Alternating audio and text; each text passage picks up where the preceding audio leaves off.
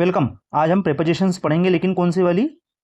Fixed वाली। Fixed preposition होता है जहां पर हमें एक वर्ब के साथ में एक प्रेपोजिशन का यूज़ करना ही पड़ता है और कोई सी दूसरी प्रेपोजिशन का यूज़ नहीं होता। मतलब एक वर्ब के साथ में इसकी एक फिक्स प्रेपोजिशन होगी जो इसके साथ में लगेगी और इसका फिर एक एक मीनिंग भी होता है। इस बात को आपको ध्यान रखना है। तो आइए स्टार्ट करते हैं। क्वेश्चन है टोटल 50।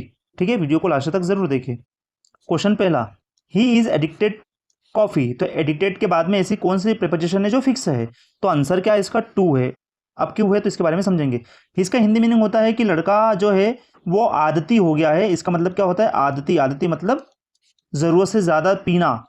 लड़का आदती हो गया है कॉफी का। ठीक है ना, इस बात को आपको ध्यान रखना है। अब आदती जब चीजें हो जाती है तो वो कैसी हो जाती है? हार्मफुल भी होती है। इस बात को आपको ध्यान रखना है ना। और यदि नहीं मिलती तो बहुत ही बेचैन भी व्यक्ति हो जाता है। तो एडिक्टेड के साथ में टू का ही यूज होगा हमेशा। इस बात को आपको ध्यान रखना है।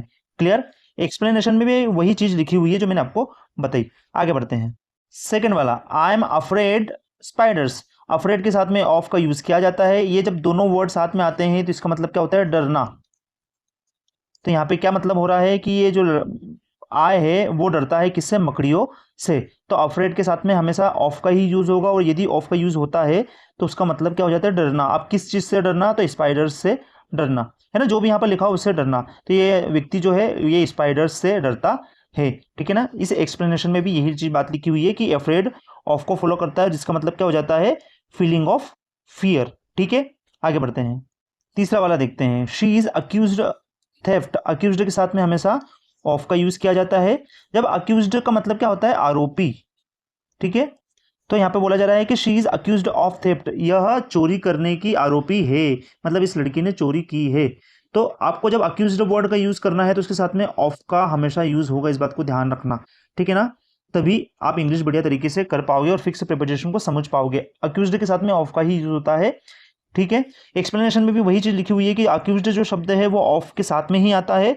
और जिसका मतलब क्या होता है कि जब ये लगता है अक्यूज्ड के साथ में ऑफ, तो इसका मतलब क्या हो जाता है कि क्राइम माना जाता है या रॉन्ग डूइंग मानी जाती है किसी व्यक्ति की। मतलब किसी व्यक्ति ने कोई सा गलत काम किया हुआ है यदि अक्यूज्ड ऑफ लिखा हुआ है तो। ठीक है, आगे बढ़ते हैं।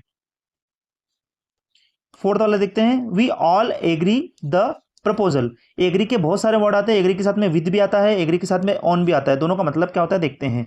यहां पर ऑन आएगा, उसका कारण क्या है? क्योंकि एग्री के बाद में ऑन भी आता है, विद भी आता है, लेकिन ऑन किसके हिसाब से आया? ऑन के बाद वाले शब्द के हिसाब से। अब देखते हैं एक्सप्लेनेशन में। जब हम एग्री आइडिया के साथ में होते हैं या कोई प्लान के साथ में होते हैं या प्रपोजल के साथ में एग्री होते हैं तो आपको ऑन के साथ में जाना होता है। मतलब यदि आइडिया के साथ में एग्री हो, मतलब आप सहमत हो कोई से आइडिया पर, कोई से विचार पर, कोई से प्रपोजल पर, तो ऑन लगाओ। यदि आप किसी व्यक्ति से सहमत हो तो विथ लगाओ। ठीक है ना। तो यदि यहाँ पे प्रपोजल नहीं लिखा होता और यहाँ पे किसी व्यक्ति का नाम होता तो विथ आता। इस बात को समझ गए? ठीक है ना। एग्री ऑन का मतलब क्या हो गया कि कोई व्यक्ति है जो किसी बात से सहमत है। यदि व्यक्ति से सहमत होता है तो हम क्या बोलेंगे? विथ बोलेंगे। Agree with the person, agree on proposal, plan, idea, जो भी आप बोल सकते हो। ठीक है ना।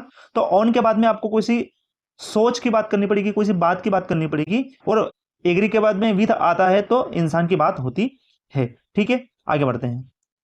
Are you aware the risk. मतलब क्या तुम को खबर है रिस्क के बारे में?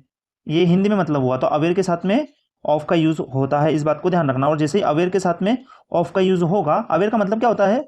आपको पता है, पता होना, है ना। तो are you aware of risk, क्या तुमको रिस्क के बारे में पता है?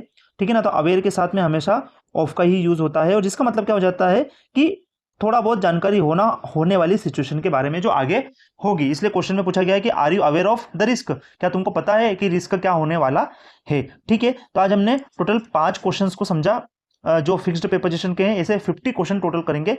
यदि वीडियो पसंद आए तो जरूर लाइक कीजिए, शेयर कीजिए। मिलते हैं नेक्स्ट वाले 5 क्वेश्चंस में। Bye for now.